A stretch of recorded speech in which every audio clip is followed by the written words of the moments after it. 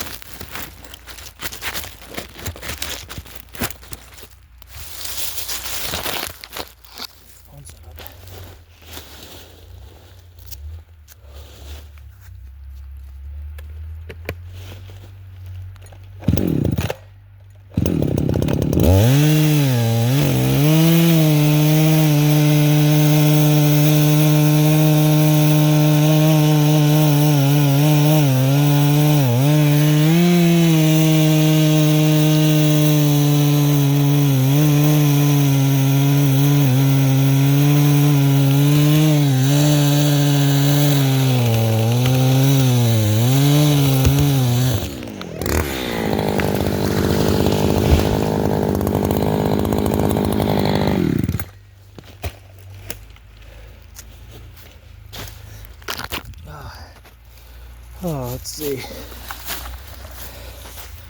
Yep. That's right where I wanted that sucker to go. Try to salvage those smaller trees down there too. You know, some are going to get broke off, but they need to be thinned out anyways. So, worked out pretty good.